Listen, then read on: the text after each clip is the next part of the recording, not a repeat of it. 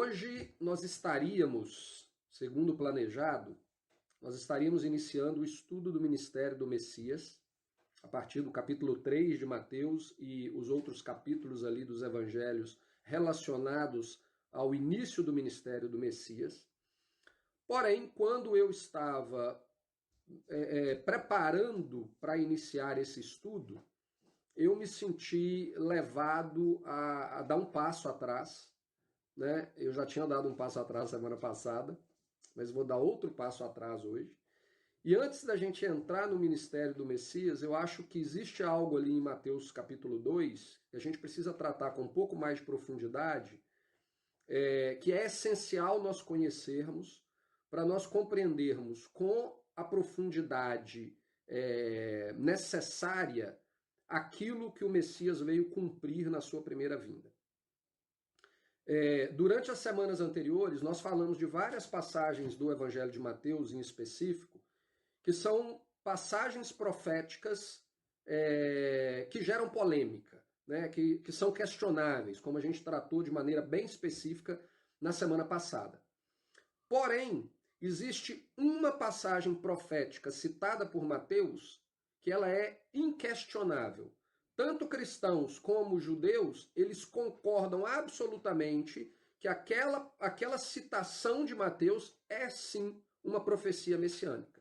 Então hoje nós vamos tratar dessa profecia messiânica. Eu já havia comentado de uma maneira bem superficial anteriormente, mas hoje nós vamos aprofundar um pouco mais no que essa profecia nos diz com relação à vinda do Messias. Essa profecia está em Mateus capítulo 2, no versículo 6. E ela nos diz o seguinte: E tu, Belém, terra de Judá, não és de modo algum a menor entre as principais de Judá, porque de ti sairá o guia, que há de apacentar o meu povo Israel. Nesse texto aqui, Mateus está fazendo referência à profecia descrita em Miqueias, capítulo 5, versículo 2 e 3, que diz o seguinte: E tu, Belém Efrata, pequena demais para figurar como grupo de milhares de Judá. De ti me sairá o que há de reinar em Israel, e cujas origens são desde os seus antigos, desde os dias da eternidade. Portanto, o Senhor os entregará até o tempo em que a que está em dores tiver dado à luz. Então o restante de seus irmãos voltará aos filhos de Israel. Lá em Mateus capítulo 2, ele cita apenas o versículo, Mateus 2, versículo 6, ele cita apenas o versículo 2 de Miqueias. Porém, aqui, quando a gente lê o versículo 3, que ainda está fazendo referência ao nascimento deste bebê, que é citado no versículo 2, que nasceria na cidade de Belém, ele nos dá uma visão de algo muito maior, muito mais complexo, para nos ajudar a compreender a missão que Yeshua veio cumprir. Que é quando ele diz que portanto, o Senhor os entregará até o tempo em que a que está em dores tiver dado à luz, ou seja, até o momento em que aquela que está em dores der à luz, vocês estarão entregues. Quem? Quem vai estar entregues? E aí o texto seguinte fala: então o restante de seus irmãos voltará aos filhos de Israel. Esse texto é indiscutivelmente messiânico. E ele trata de maneira específica a respeito do propósito da vinda do Messias, que seria unir os irmãos aos filhos de Israel. Ou seja, se eles são irmãos, eles também são filhos. Então ele vai fazer uma união dos filhos no povo de Israel. Mas do que isso se trata? Para nós que crescemos dentro da igreja, isso é algo estranho para a gente, não é algo que a gente está familiarizado. Muitas vezes a gente se concentra apenas no que está escrito no Novo Testamento e a gente ignora o contexto do Velho Testamento, que é o que nos dá uma visão mais plena, mais completa do que a profecia está tratando. Então, quando a gente vem aqui ver, a gente percebe que esse retorno dos irmãos para se unir aos filhos, ele é parte importante, central da missão que este bebê veio cumprir. Portanto, a missão do Messias, segundo profetizado aqui em Ezequiel, parte da missão do Messias é fazer o resgate desses irmãos que estão longe e que precisam retornar para perto dos filhos. Yeshua, ao contrário de que muitas pessoas creem, mesmo que não seja de maneira declarada, mas de maneira individual, aquilo que elas professam acabam revelando isso. Yeshua ele não veio para criar uma nova religião, nem muito menos ele veio para remover Israel da aliança de Deus com o povo, o substituindo por um outro povo, por um novo Israel, a fim de estabelecer uma nova aliança com Deus. Ele não veio fazer isso. Segundo aquilo que está profetizado aqui em Miqueias de maneira muito clara, ele veio para trazer os irmãos para próximo dos filhos e reunificar a nação. Através do momento em que isso se cumprir no povo de Israel, a consequência é que todas as nações da terra serão abençoadas como resultado deste processo. Então a missão do Messias é a reunificação de Israel como nação, e não o estabelecimento de um novo povo que substitua Israel. A gente vai ver isso durante todo o estudo. Se nós não conseguirmos compreender com precisão a respeito do que Miqueias está tratando aqui, nós não vamos conseguir compreender na sua plenitude o que o Novo Testamento nos revela. Porque o Novo Testamento nada mais é do que a narrativa dessa profecia de Miqueias se tornando uma realidade. A partir do momento em que aquele bebê nasce, ele cresce e ele inicia o seu ministério, estabelecendo os propósitos da sua primeira vinda, essa profecia de Malaquias, ou de Miqueias, ela iniciou o seu processo de cumprimento. E nós ainda estamos vivendo dentro deste processo de cumprimento. Essa profecia ela não se cumpriu completamente. Ela iniciou o cumprimento dela 2000 anos atrás e ela continua nos dias de hoje. E ela só vai chegar à sua plenitude quando Yeshua retornar para estabelecer o seu reino eterno sobre a terra. Mas nós estamos vivendo isso. Portanto, se nós não compreendermos do que Miqueias estava falando lá quando ele recebeu essa profecia por parte de Deus, nós vamos ler as páginas do Novo Testamento e não vamos compreender na sua plenitude aquilo que o Novo Testamento está nos contando, porque ele está tratando exatamente disso aqui. Mas o que isso quer dizer de maneira prática, de maneira exata? O que Miqueias está tratando aqui é a união dos dois reinos de Israel. O título, inclusive, desse estudo, que eu não comentei no início, esqueci de comentar no início, é justamente as duas casas. O que quer dizer essas duas casas? Nós vamos tratar isso de uma maneira muito específica aqui para frente, para que a gente possa compreender esse conceito antes da gente começar a buscar entender o que Yeshua veio fazer, o que Jesus veio completar no seu ministério. Mas, basicamente, o que as duas casas tratam é da divisão do reino de Israel. No reino do norte, que era composto por 10 tribos, e no reino do sul, que era composto por 2 tribos, a tribo de Judá e a tribo de Benjamim. O reino do norte, ele é conhecido nas escrituras como a casa de Israel, ou a casa de Efraim, ou o reino do norte. Em diferentes passagens das escrituras e diferentes profetas, eles usam essas referências de maneira intercambiadas para se referir ao mesmo grupo, as 10 tribos da região norte da terra de Israel. E o reino do sul é conhecido como a casa de Judá. O reino do norte, dentro do aspecto da profecia de Miqueias, eles são esses irmãos que estão para longe. E o reino do sul, que é a casa de Judá, eles são os filhos que estão perto. Quando a gente ouve isso, baseado naquilo que a gente escutou a vida inteira dentro da igreja, é inevitável que uma parábola bíblica estabelecida por Jesus, contada por Jesus, ela nos venha em mente, né? A imagem de um filho que foi, né, um irmão que vai embora, você tem o filho que permanece, mas o pai ainda está naquele desejo de que um dia aquele irmão volte. Né? Que história que seria essa? É óbvio que é a história do filho pródigo.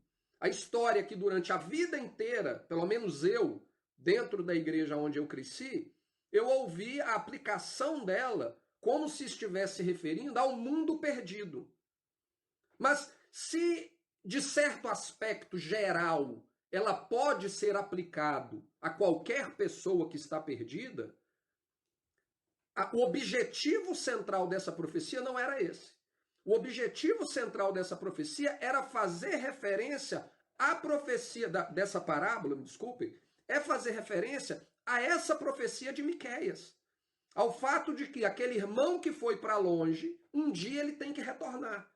E no momento em que ele retornar, a família então estará completa e o nome de Deus será glorificado através disso. Esse é o objetivo da parábola de Yeshua. E por que Yeshua trata disso naquela parábola?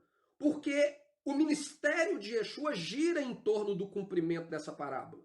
Como nós vamos ver mais para frente aqui, tudo que Yeshua fez, desde o início do seu ministério até o fim dele, até exatamente o último dia em que ele se comunicou frente a frente com seus discípulos, Yeshua estava tratando a respeito do cumprimento dessa parábola, dessa profecia. Essa profecia, portanto, ela é um dos aspectos centrais de tudo aquilo que Yeshua fez e, como eu já disse anteriormente, daquilo que o próprio Novo Testamento nos conta.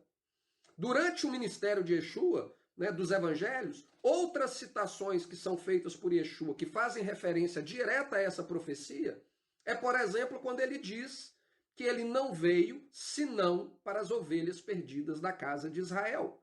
Ao que ele estava se referindo ali? Exatamente a esse irmão que estava perdido, que estava longe, né, que para o pai ele estava morto, e aquele irmão precisa retornar para casa, para junto do filho que ficou. E uma outra passagem que nós temos já no final do ministério, que também diz respeito especificamente a essa profecia, é quando Yeshua toma o cálice do vinho e ele declara que aquele ali é o sangue da nova aliança que será derramado por vós. Ele estava citando diretamente Jeremias 31, capítulo 31, versículo 31, que de maneira específica fala a respeito da união e da reunificação de Israel, né? E através da união da casa de Judá e da casa de Israel. Então, portanto, durante todo o tempo da vida e do ministério de Yeshua, esse aspecto das duas casas, ele é uma figura central de tudo aquilo que ele fez. E se a gente não conseguir compreender isso, como que nós vamos compreender o que Jesus estava fazendo? Se eu não faço ideia a respeito do que ele estava se referindo e a missão que ele veio cumprir, como que eu vou conseguir compreender os aspectos específicos da maneira como ele estava falando, da maneira como ele estava ensinando, os locais aonde ele estava indo, as pessoas com quem ele se comunicava? Como que eu vou entender isso? Eu acabo não entendendo. E aí o resultado disso é o quê? Eu vou criar uma outra realidade baseada na minha interpretação, porém que não corresponde àquilo que está profetizado. E tudo aquilo que Yeshua nos instruiu é justamente baseado naquilo que está profetizado. Por isso que ele falava para os seus detratores, que ele ordenava aos seus detratores que examinassem as escrituras, porque eram as escrituras que davam testemunho dele. Então, quando a gente ignora essas escrituras, o resultado final é o quê? São milhares, dezenas de milhares de denominação, cada um com a sua própria interpretação, que na maioria não conseguem se encaixar e se harmonizar com aquilo que foi profetizado. Eu, durante toda a minha vida dentro da igreja, Eu ouvi muitas vezes, e eu creio que vocês também ouviram muitas vezes, o termo casa de Judá, o termo casa de Israel, reino do norte, reino do sul, o rei de Judá, o rei de Israel. Agora, eu não sei se para vocês acontecia a mesma coisa, mas para mim, quando eles falavam do rei de Israel, do rei de Judá, do rei da casa de Israel, do rei da casa de Judá, para mim, eles estavam falando da mesma coisa. Era só uma maneira diferente de se referir ao mesmo povo, o povo de Israel. Eu vivi dentro da igreja cristã praticamente até 30 anos de idade, e para mim, o aspecto relacionado a essa divisão do reino e dessas duas casas nunca foi colocado para mim como algo essencial para que eu conseguisse compreender o Novo Testamento e principalmente o ministério de Yeshua. Nunca foi passado para mim dessa maneira. Foi passado apenas como um fato histórico relacionado a Israel, que é um fato não com pouca relevância ou praticamente nenhuma relevância. Você não precisa entender a diferença da casa de Judá e da casa de Israel. Você não precisa entender o que levou a essa divisão. Você não precisa entender o processo de restauração desse povo, porque isso não se aplica a nós. Isso não serve para nós. Então, era falado de uma maneira geral, dentro de centenas, milhares de mensagens que eu escutei, mas estava ali dentro apenas como um fato histórico. Então, eu, particularmente, nunca compreendi como que esse aspecto das duas casas estavam se referindo a praticamente povos diferentes, reinos diferentes, porque ele não era dado a importância devida para esse aspecto da história bíblica. Só que, ao contrário daquilo que nos foi dito, é essencial, é fundamental que a gente compreenda o significado dessas duas casas para que nós compreendamos aquilo que Yeshua veio fazer. O curioso é que a própria palavra Novo Testamento, que na visão cristã é a base da fé cristã, né? Muitas dos próprios teólogos, pastores e principalmente os membros da igreja, eles têm um conhecimento extremamente superficial do Antigo Testamento, enquanto eles sabem quase o Novo Testamento de cor, porque para eles o Novo Testamento é o livro da religião deles, da nova religião deles, né? Como se fossem duas coisas completamente distintas. O Velho Testamento é uma história antiga que não se aplica a nós, mas o Novo Testamento é para mim. Então o curioso é que o próprio termo Novo Testamento, ele faz referência a essa profecia e a essa realidade das duas casas. Quando a gente lê Jeremias 31, olha o que diz. Eis, aí vem dias, diz o Senhor, em que firmarei nova aliança com a casa de Israel e com a casa de Judá. Então, aqueles que têm o Novo Testamento como fundamento único praticamente da sua fé, eles ignoram o aspecto das duas casas, que na verdade é o fundamento do próprio Novo Testamento. Inclusive o termo Novo Testamento, ele não é o termo adequado para se referir ao Novo Testamento, vamos dizer assim. O termo adequado seria a nova aliança. Porque o que Deus estabeleceu foi uma nova aliança e não um novo testamento. Então, quando a gente aplica o termo correto e a gente compreende o que a nova aliança, ao que a nova aliança se refere, automaticamente, ao ler Jeremias 31, deveria acender uma luz e a gente deveria falar, peraí, o que quer dizer essa casa de Israel e essa casa de Judá? Se eu creio que Jesus morreu na cruz para derramar o sangue para me salvar, e ele declarou que aquele sangue é o sangue da nova aliança, e a nova aliança foi prometida para a casa de Israel e para a casa de Judá, como que eu me encaixo nessa realidade aqui? Como que isso se aplica a mim? Vamos lá tentar conhecer o que isso está querendo dizer, para que eu possa compreender o que o Novo Testamento quer dizer. Para que eu possa compreender aonde eu me posiciono nesse relacionamento entre Deus e o homem. Só que, infelizmente, a maioria das pessoas, elas ignoram isso. Infelizmente, elas simplesmente passam por cima e falam, não, a nova aliança se aplica a mim e isso não faz tanta diferença assim. Realmente é visto como algo irrelevante para compreendermos a mensagem de Deus E isso é um absurdo. É um absurdo porque todo o Novo Testamento gira em torno da promessa da nova aliança que foi feita para as duas casas de Israel. Então isso aí já seria um motivo para a gente virar e falar assim, peraí, deixa eu apagar tudo que eu sei até hoje, deixa eu começar do zero. Eu preciso entender o que é as duas casas, para então eu começar a compreender o que é o Novo Testamento. Eu, por exemplo, eu proponho um desafio para vocês. Pergunte a qualquer líder da sua igreja, seja católico, seja evangélico, qualquer líder da sua igreja, chega para ele e faça a seguinte pergunta. Pastor, padre, bispo, pergunta o Papa. Qual a importância da profecia relacionada às duas casas com relação à capacidade de eu compreender o Novo Testamento? Faça essa pergunta. De 0 a 10, qual o peso que você me dá na importância de eu compreender as duas casas, a profecia relacionada às duas casas, no que diz respeito à minha capacidade de compreender corretamente o Novo Testamento? Eu tenho certeza absoluta que a grande maioria vai virar para vocês e falar assim, que duas casas? Eles vão saber do que você está falando. Aqueles que souberem do que você está falando, você está se referindo à casa de Judá e à casa de Israel? É. Não tem importância nenhuma. Por quê? Aquilo que foi prometido a eles não se aplica a nós. Não se aplica a nós. A maioria vai ser essa a resposta.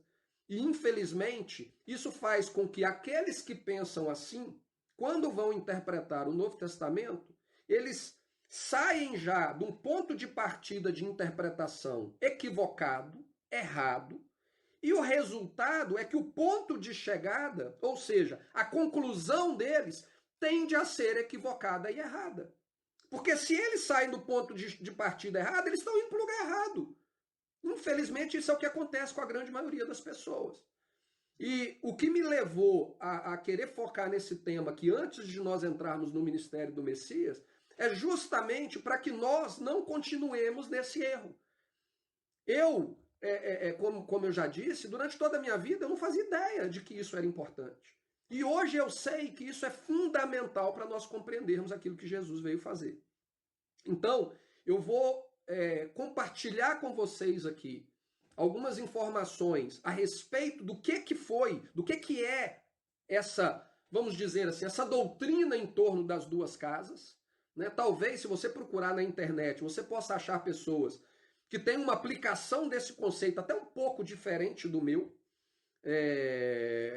mas, em geral, nós vamos estar tratando da mesma coisa. E eu não vou abordar todos os aspectos aqui relacionados a isso, porque, como eu disse, todo o ministério de Yeshua gira em torno disso. E mais para frente, nós vamos ter outras oportunidades para voltar nesse tema e tratar esse tema por outras perspectivas que eu não vou tratar dela hoje. Se eu fosse tratar só das duas casas, na sua plenitude, a gente tinha que começar lá em Gênesis, e a gente ia vir de Gênesis até Apocalipse falando disso. Então, durante os estudos que virão, né, nós vamos nos deparar com outras passagens que tratam deste mesmo tema, e aí nós vamos abordar outros aspectos desse tema das duas casas. Hoje, o que eu quero estabelecer com vocês é um fundamento, é a base sólida no qual nós vamos compreender o que é as duas casas, para que a partir daí a gente compreenda o que o profeta Miqueias estava se referindo ao falar que aquele que nascia da mulher em Belém, ele viria para restaurar Israel. Ele viria para trazer os irmãos para se ajuntar aos filhos. Então eu espero passar para vocês a informação que consiga construir esse fundamento, e a partir da semana que vem, aí sim nós vamos entrar no ministério do Messias, mas nós vamos saber o que ele veio fazer. Por que ele está dizendo aquelas coisas, por que ele está ensinando o que ele está ensinando.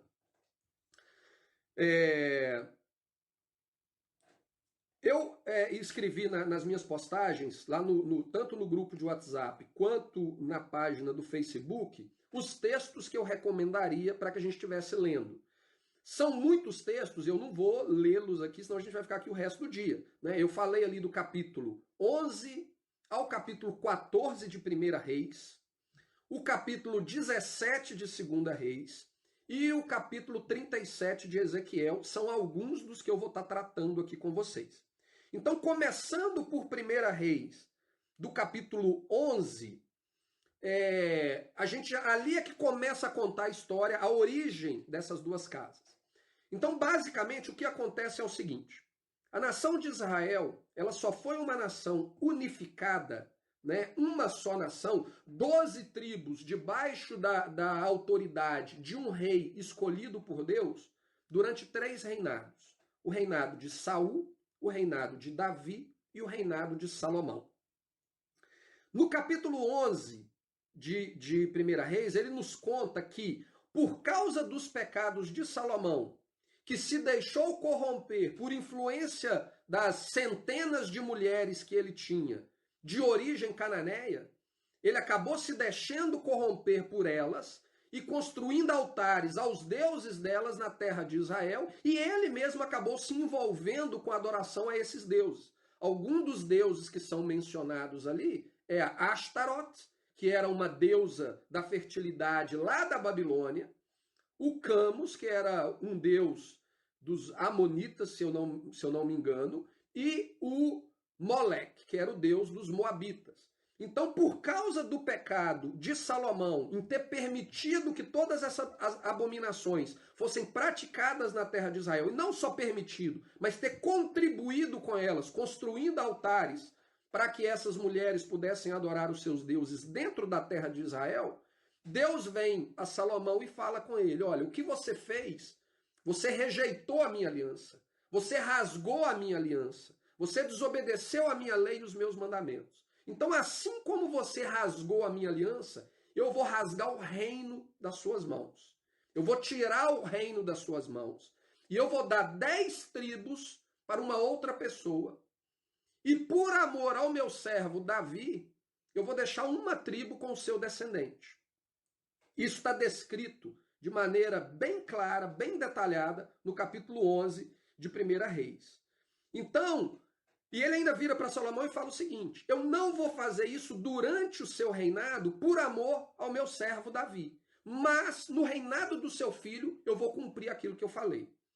No mesmo capítulo de 1 Reis, capítulo 11, o profeta Aia, ele se encontra com um israelita chamado Jeroboão, da tribo de Efraim, e tudo aqui, todos os detalhes contidos ali, eles são importantes. Ele se encontra com esse efraimita, alguém da tribo de Efraim, e esse profeta pega a roupa deste efraimita e rasga ela em 12 pedaços. E ele vira para ele e fala com ele: toma 10 pedaços dessa roupa, porque o Senhor está entregando nas suas mãos 10 das tribos de Israel. E ele dará ao descendente de Salomão 2 tribos. Na verdade, o texto fala uma tribo, porque é a tribo de Benjamim. Então, o descendente de Salomão, ele reinaria sobre a tribo dele própria, que é a tribo de Judá, e ele receberia uma tribo extra, que foi a tribo de Benjamim. E isso, segundo a palavra de Deus, é o que se transformou, e é chamado, como eu mencionei no início do estudo, a casa de Judá ou o reino do sul. E Jeroboão, ele receberia as 10 tribos do norte, que, como eu já citei também anteriormente, é o reino do norte, a casa de Israel ou a casa de Efraim. Por que a casa de Efraim? Porque Jeroboão era um efraimita. Então, o que o Senhor estava estabelecendo aqui é que ele estava entregando a autoridade do reino sobre a casa de Israel, sobre as 10 tribos de Israel, na mão desse representante da tribo de Efraim, e em algumas passagens bíblicas, este reino, Deus faz referência a ele como se fosse a própria casa de Efraim, e o reino do sul, ele estava mantendo a autoridade nas mãos do descendente de Davi, portanto, da tribo de Judá, e essa é a razão pelo qual é conhecida como a casa de Judá.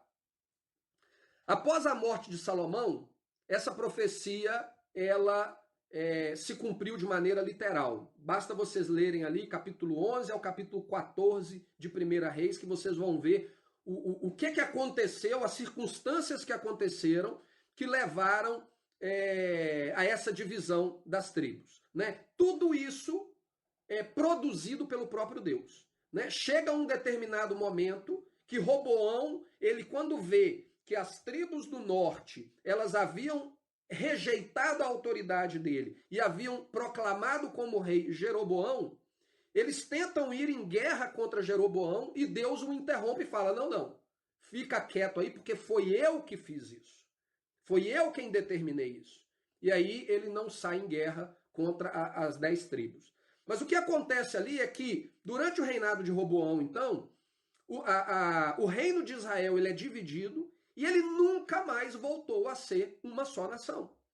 Desde então, Israel tem sido 2 reinos separados, ou pelo menos durante aquele período que nós vamos ver o que acontece com essas 2 casas. Eles se tornaram, então, um reino dividido, eles se tornaram inimigos uns dos outros, ao ponto que, em alguns momentos, chegou a ter guerra entre o reino do norte e o reino do sul, entre a casa de Israel e a casa de Judá. Eles chegaram a guerrear uns contra os outros. O nível de inimizade de um contra o outro chegou a esse extremo.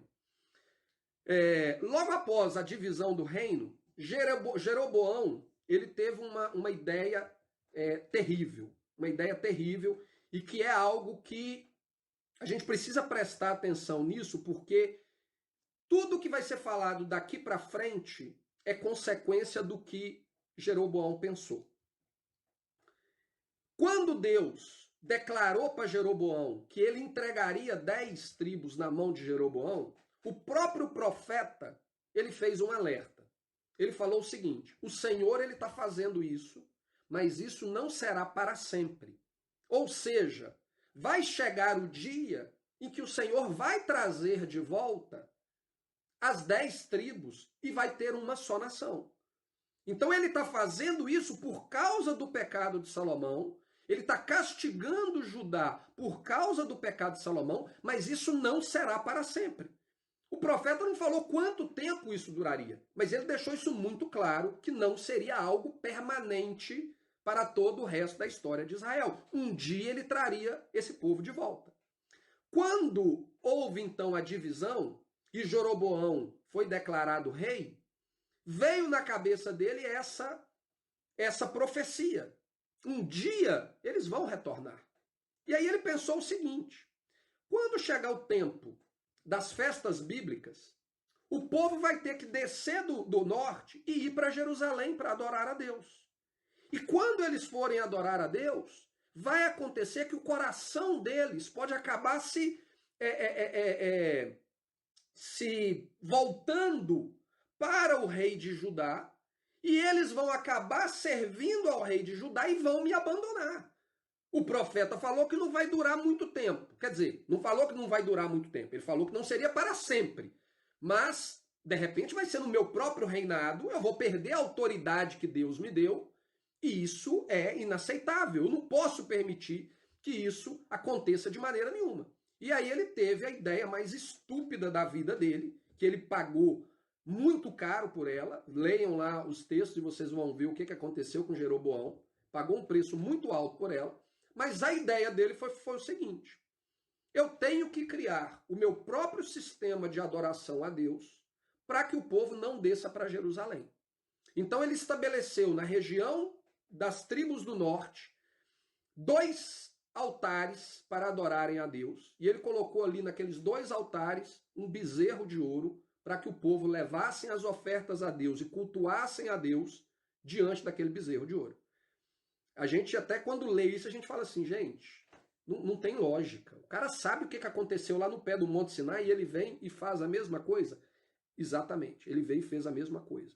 Ele construiu um altar em Betel e um altar na região da tribo de Dan. E ele colocou ali esse bezerro de ouro para ser adorado. Se não bastasse essa abominação, quer dizer, vamos voltar um pouquinho aqui. Quando a gente volta lá na história do Êxodo, no pé do Monte Sinai, aquele bezerro de ouro, ele não foi feito como uma imagem de escultura para adorar a um falso Deus. Quando a gente lê ali e Arão constrói o bezerro de ouro, Arão ele deixa muito claro, ele fala, olha, aqui está o Deus que vos tirou do Egito. Portanto, façamos festa a Jeová. Então, Arão, lá no Êxodo, ele não estava falando, vamos fazer uma festa a Moloque, vamos fazer uma festa a Tamus, vamos fazer uma festa a qualquer outra coisa. Não. Eles simplesmente utilizaram o símbolo do bezerro para representar o Deus verdadeiro. Só que isso é algo que Deus já havia falado, não farás imagens de escultura para se curvar diante dela. Mas o objetivo não era adorar um falso Deus, era adorar o Deus verdadeiro da maneira que o Deus verdadeiro falou que ele não deveria ser adorado. Então, apesar da intenção, a gente pode até virar e falar assim, não, a intenção era adorar a Deus. Era, mas de uma maneira que Deus falou que era abominável e que ele não perdoaria aqueles que fizessem tais coisas. E o que Jeroboão fez aqui foi exatamente a mesma coisa. Ele não estava tentando adorar um outro Deus. Ele estava tentando adorar o Deus dele, porém da maneira que o Deus dele falou, não quero ser adorado assim.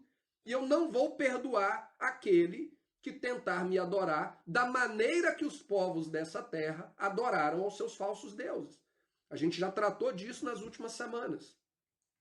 Então ele estabeleceu ali esses dois altares, colocou ali o bezerro de ouro, e aí o que ele fez? Ele mudou a data das festas. A festa bíblica de tabernáculo, por exemplo, que acontecia no 7º mês, ele estabeleceu que ela aconteceria no 8º mês. E aí ela aconteceria no 8º mês, ela seria celebrada no local aonde ele estabeleceu para que ela fosse celebrada, contrariando a lei de Deus que determinou que as festas de peregrinação deveriam ser celebradas em Jerusalém. E para piorar, ele nomeou pessoas de entre o povo para exercerem o papel de sacerdotes e levitas, mesmo eles não sendo da tribo de Levi. Então ele pegou os sacerdotes ilegítimos para poder serem os instrutores do povo em uma religião híbrida, um sistema religioso híbrido, que tentava unir o santo com o profano e com todas as modificações que ele estabeleceu para manter o povo preso a ele. Então, ao invés de Jeroboão olhar para o que aconteceu com Salomão, ver as consequências que a atitude de Salomão, de ter se envolvido com a adoração a falsos deuses, de ter praticado o sincretismo religioso de adotar práticas pagãs na adoração ao Deus verdadeiro, e o preço que toda a nação estava pagando por causa daquilo, ao invés dele olhar para isso e falar, não, eu vou fazer diferente. O Senhor entregou na minha mão as 10 tribos e eu vou instruí-las a se submeter ao Senhor, para que aquela maldição que veio um dia, ela não recaia de novo contra mim. Ao invés disso, o que ele faz? Não, ele não estava preocupado em colocar o povo sujeito a Deus. Ele estava preocupado em colocar o povo sujeito a ele. Ele não queria perder o controle dele. E para não perder o controle dele, ele então criou esse sistema religioso que passou a ser o sistema oficial da casa de Israel, né, do Reino do Norte. A partir dali, a região da Samaria, que é a região da tribo de Efraim, que era a tribo de Jeroboão, ela se tornou o centro desse sistema religioso abominável a Deus dentro da casa de Israel.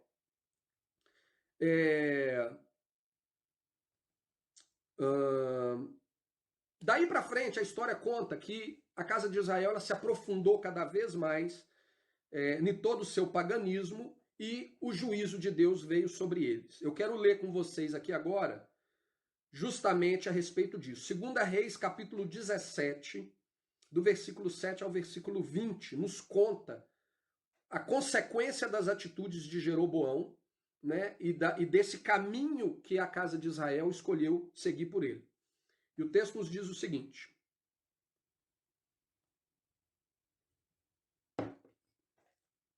Segunda Reis 17, versículo 7 ao versículo 20.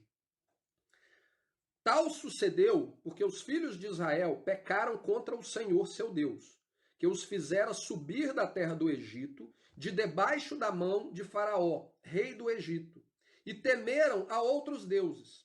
andaram nos estatutos das nações que o Senhor lançara de diante dos filhos de Israel e nos costumes estabelecidos pelos reis de Israel. Os filhos de Israel fizeram contra o Senhor, seu Deus, o que não era reto. Edificaram para si altos em todas as suas cidades, desde as atalaias dos vigias até a cidade fortificada.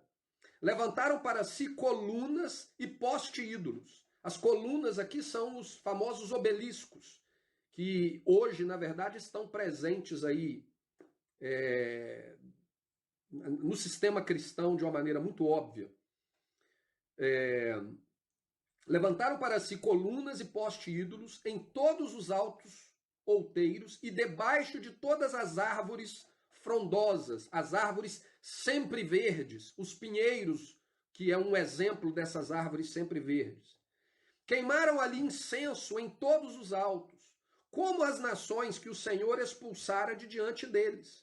Cometeram ações perversas para provocar o Senhor à ira, e serviram os ídolos dos quais o Senhor lhes tinha dito, não fareis estas coisas.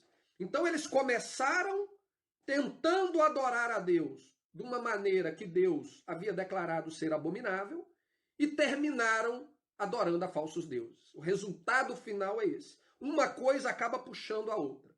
Você ignora o parâmetro estabelecido por Deus como um parâmetro de santidade para você ser santo como ele é santo. Você adota práticas pagãs, a consequência é que você vai se aprofundar cada vez mais naquilo e vai chegar um determinado momento que você não vai conseguir mais distinguir a adoração ao Deus verdadeiro e a adoração ao falso Deus. E esse foi o que aconteceu com o povo de Israel. O Senhor advertiu a Israel e a Judá. Então aqui nós estamos vendo as duas casas. Né? O texto antes estava falando de Israel, e se a gente não tiver uma compreensão da questão das duas casas, a gente pensaria que estava falando da nação de Israel como um todo, mas não estava. Estava falando das duas casas. O Senhor advertiu a Israel e a Judá por intermédio de todos os profetas e de todos os videntes, dizendo: voltai-vos dos vossos maus caminhos e guardai os meus mandamentos e os meus estatutos, segundo toda a lei que prescrevi aos vossos pais e que vos enviei por intermédio dos meus servos, os profetas. Porém, não deram ouvido. Antes, se tornaram obstinados, de dura servir, como os seus pais, que não creram no Senhor, seu Deus. Ou seja, por mais que as pessoas os alertavam, vocês estão indo para o caminho errado, o juízo de Deus vai vir sobre vocês, vocês estão misturando o santo com o profano, Deus odeia esse tipo de adoração. Eles continuaram, não, nós vamos continuar adorando debaixo das nossas árvores, nós vamos continuar estabelecendo os nossos obeliscos, nós vamos continuar adorando a Deus da maneira que Deus falou que odeia. Não interessa. Continuaram ali com a dureza, continuando no mesmo erro dos pais dele no passado. Rejeitaram os estatutos e a aliança que fizeram com seus pais, como também as suas advertências com que protestaram contra eles. Seguiram os ídolos e se tornaram vãos, e seguiram as nações que estavam em derredor deles, das quais o Senhor lhes havia ordenado que não as imitassem. Vocês lembram que a gente tratou disso? Se não foi no episódio passado, foi no anterior. Deus deixa isso muito claro. Não façam, não tentem me adorar usando o modelo de adoração dos falsos deuses. Isso é abominável. Eu não vou aceitar isso. A gente tratou disso no episódio que a gente falou do nascimento de Jesus, nascimento de Yeshua, e a gente tratou ali da questão da celebração do Natal. Então aqui, o que está sendo denunciado aqui em 2 Reis é justamente o sincretismo religioso. Ele está falando, olha, tudo que Deus falou que não era para fazer, eles fizeram. Eles fizeram. E aí qual foi o resultado? Desprezaram todos os mandamentos do Senhor, seu Deus, e fizeram para si imagens de fundição. 2 bezerros fizeram, um poste ídolo, e adoraram todo o exército do céu e serviram a Baal. Também queimaram a seus filhos e suas filhas como sacrifícios. Deram-se à prática de adivinhações e criam em agouros e venderam-se para fazer o que era mal perante o Senhor, para os provocarem a ira. Pelo que o Senhor muito se indignou contra Israel. Olha a consequência. O Senhor muito se indignou contra Israel e o afastou da sua presença. E nada mais ficou senão a tribo de Judá. também Judá não guardou os mandamentos do Senhor seu Deus. Antes, andaram nos costumes que Israel introduziu, pelo que o Senhor rejeitou a toda a descendência de Israel e os afligiu e os entregou nas mãos dos despojadores, até que os expulsou da sua presença. Então o texto aqui, ele deixa muito claro que, primeiro ele apresenta o pecado de Israel, ele mostra que Judá não foi diferente de Israel, mas o texto deixa claro que o peso das consequências do juízo de Deus para a casa de Israel foi muito mais severo do que para a casa de Judá. A gente vai ver isso no texto de Jeremias, onde ele é ainda mais específico com relação a isso. Mas o texto aqui em 1 Reis, ele fala o seguinte: a casa de Israel, ele afastou da sua presença, ele mandou para longe. E aí ele fala, ele rejeitou a toda a descendência da casa de Israel. Ou seja, as 10 tribos de Israel, ela foi completamente banida como povo de Deus. Ela deixou de existir como povo de Deus. Deus a rejeitou de tal maneira que ele nem se lembrava delas mais. Vai embora. Aqui não é o seu lugar. Exatamente aquilo que representa a parábola do filho pródigo, né? O pai, o que o pai fala quando ele vê aquele filho de volta? Esse filho era um filho que estava morto. Ou seja, aquele filho, para mim, ele não existia mais. Ele tinha ido embora, ele virou as costas para o pai. Ele pegou toda a herança, ele se tornou um dentre os gentios. E para o pai, aquele filho não existia mais. É exatamente isso que está sendo dito aqui com relação à casa de Israel. Então, quando o filho retorna, era alguém morto que estava voltando à vida, porque ele estava morto. Profeticamente falando, espiritualmente falando, ele deixou de existir. Assim como a casa de Israel deixou de ser um filho para Deus por causa dos pecados dele. Jeremias fala o seguinte, Jeremias 3, do versículo 6 ao versículo 10. Disse mais o Senhor nos dias do rei Josias: viste o que fez a pérvida Israel? Aqui se referindo à casa de Israel. Foi a todo monte alto e debaixo de toda árvore frondosa, e se deu ali a toda prostituição. E depois de ela ter feito tudo isso, eu pensei que ela voltaria para mim, mas não voltou. A sua pérvida irmã Judá viu isto. Quando, por causa de tudo isso, por ter cometido adultério, eu despedi a pérvida Israel e lhe dei carta de divórcio. Ou seja, dentro do aspecto que lá na lei de Deus, lá no Monte Sinai, a palavra nos diz que houve um casamento entre Deus e Israel, como um todo, a nação como um todo, aqui o Senhor fala que por causa do pecado da casa de Israel, ou seja, as 10 tribos do norte, ele deu carta de divórcio para ela. É aquilo que está dito lá em 2 Reis. Ele mandou ela embora. Você não tem mais lugar aqui dentro dessa casa. Vai embora. Vi que a falsa Judá, sua irmã, não temeu, mas ela mesmo se foi e se deu à prostituição. Sucedeu que, pelo ruidoso da sua prostituição, poluiu ela a terra, porque adulterou adorando pedras e árvores. Apesar de tudo isso, não voltou de todo o coração para mim a sua falsa irmã Judá, mas fingidamente diz o Senhor. Nós temos então a figura do filho que é mandado embora, né, que vai embora, no caso, e que perde a identidade com o pai, é um filho morto. E nós temos aqui a identidade do filho fingido. O filho que finge ser fiel ao pai, mas o coração dele está longe do pai. Ao ponto de quando o filho morto retorna, o filho que está em casa reclama porque eu nunca recebi uma festa desse tamanho. E o pai vira e fala assim, tudo que é meu é seu. E você tem coragem de reclamar isso de mim? E por quê? Porque ele não tinha compreensão do que o pai representava para ele. Então Jeremias aqui ele está descrevendo exatamente as duas casas. A referência que Jesus fez lá na parábola do filho pródigo é o que Jeremias está descrevendo aqui e é o que está descrito também em 2 Reis. Portanto, a gente conseguir compreender essa realidade, ela é essencial para que a gente consiga compreender o ministério do Messias. Fica claro aqui que tudo que o Messias falou e ensinou durante o ministério dele era nos revelando aquilo que está descrito aqui com relação às duas casas e a obra dele de vir restaurar essas duas casas. Que é o quê? Segundo está escrito lá em Miqueias, trazer de volta o irmão, trazer de volta aquela que recebeu a carta de divórcio para junto dos filhos. A casa de Israel ela recebeu carta de divórcio e foi mandada embora em definitivo. Nós temos então a imagem do filho que morreu para o pai e nós temos a imagem da casa de Judá, que é o filho que permaneceu, mas o coração dele estava distante do pai. Por volta do ano 720 a.C., o juízo de Deus veio sobre a casa de Israel e essa palavra de Jeremias se tornou uma realidade. A casa de Israel ela foi levada para o cativeiro da Assíria, de onde ela jamais retornou.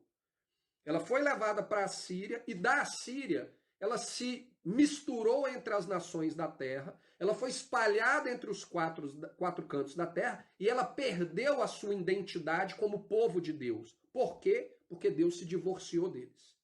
Então a casa de Israel ela vai para o cativeiro e ela jamais retorna como povo, como reino, ou até mesmo como tribo. Ela simplesmente desapareceu entre os quatro cantos da terra. Durante esse período, em 2 Reis, no capítulo 17, ele nos diz que o rei da Assíria, ele mandou gentios para habitarem as casas do reino do norte, né, em Israel. Então, as cidades haviam ficado sem população.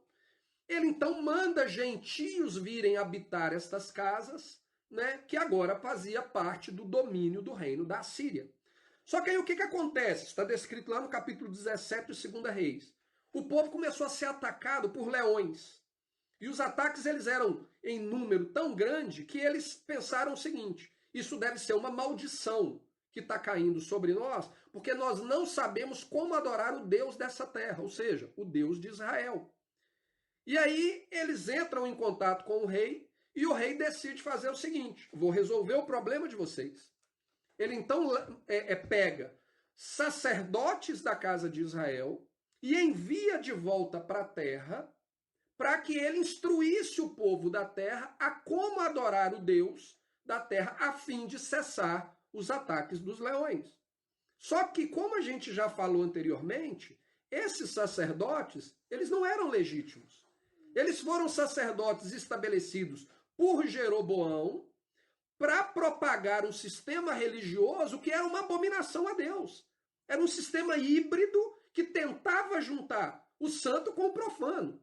E eu digo, tentava juntar o santo com o profano, é porque não tem maneira de você juntar o santo com o profano. A partir do momento que você pega aquilo que é profano e une ao santo, se tornou tudo profano. E esses sacerdotes que são mandados de volta para a terra são exatamente os descendentes daqueles sacerdotes ilegítimos estabelecidos por Jeroboão para propagar o sistema de religião que ele estabeleceu. O resultado não poderia ser outro. 2 Reis 17, versículo 32 e 33. Olha o que acontece depois que esses sacerdotes voltam para instruir o povo na adoração a Deus. Mas temiam também ao Senhor, dentre os do povo, constituíram sacerdote dos lugares altos. Ou seja, além dos sacerdotes que já não eram legítimos, eles ainda instituíram outros sacerdotes que não eram legítimos. E eles temiam ao Senhor, temiam a Jeová.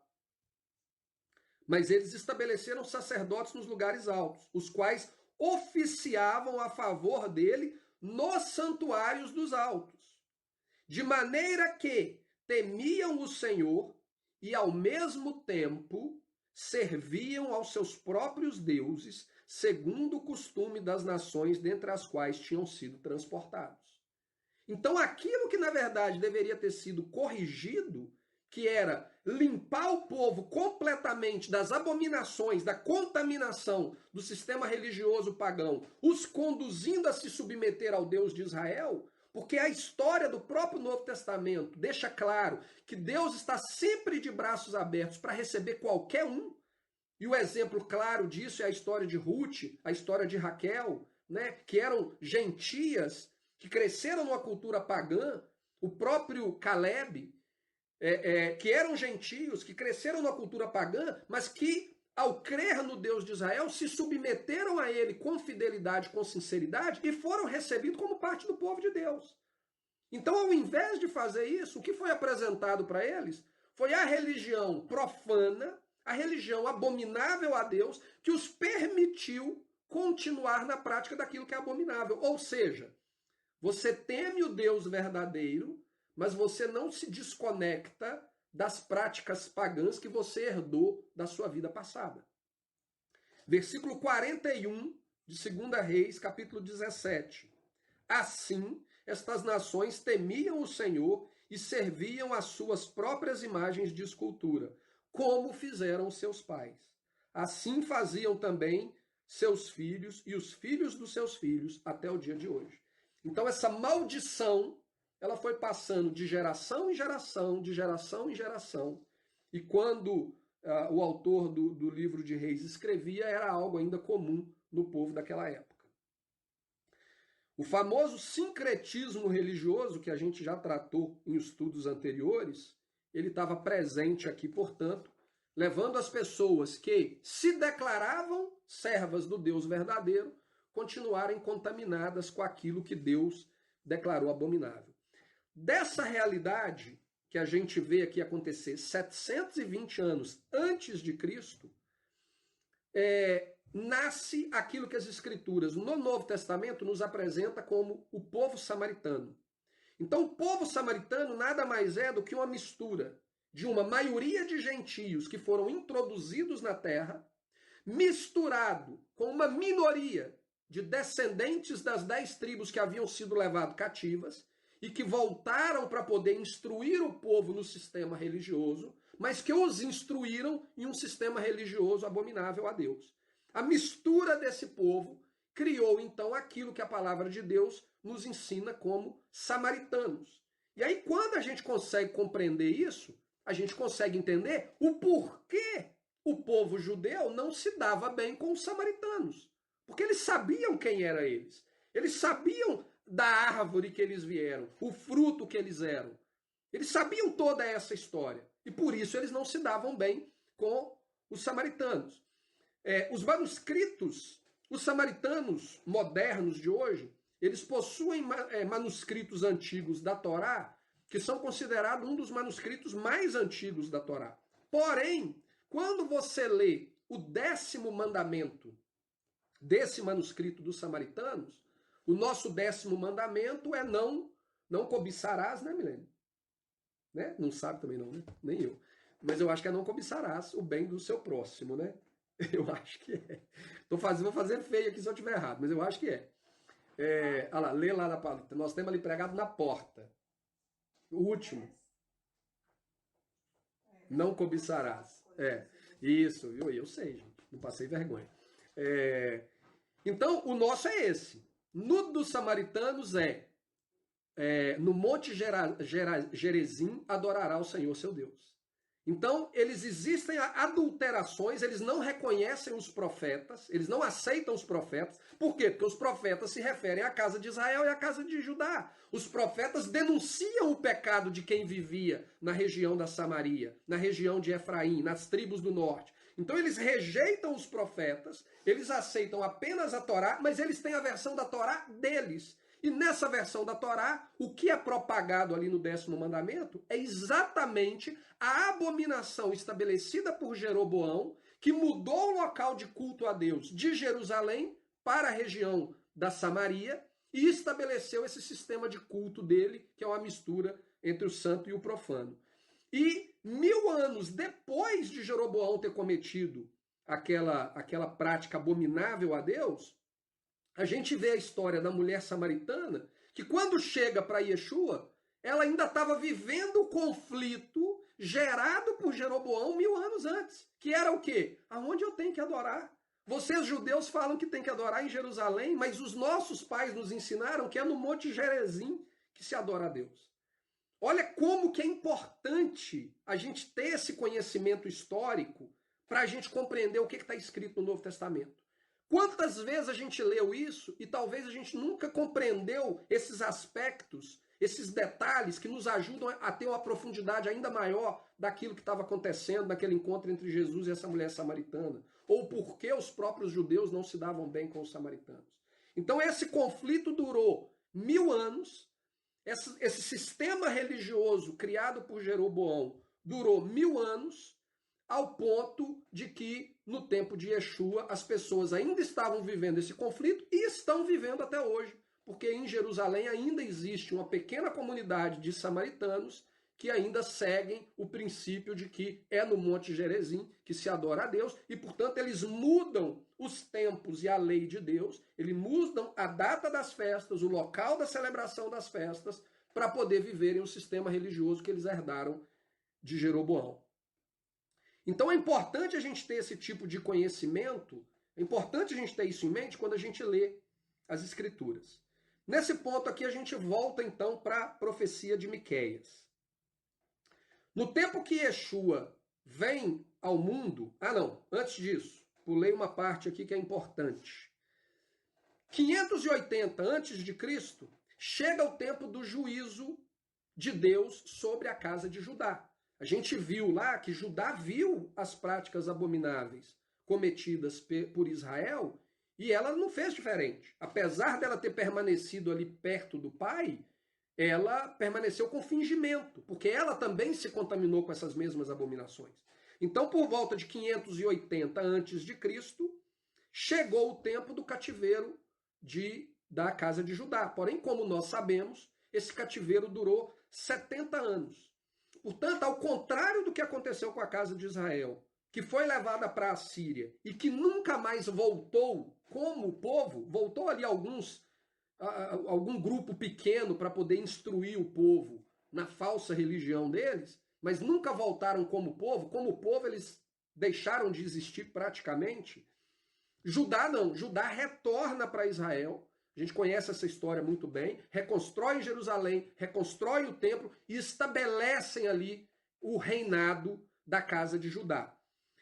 Como resultado disso, a casa de Judá ela se tornou o único representante da nação de Israel como um todo. E é aí que surge o termo judeu para se referir ao povo de Israel na sua totalidade.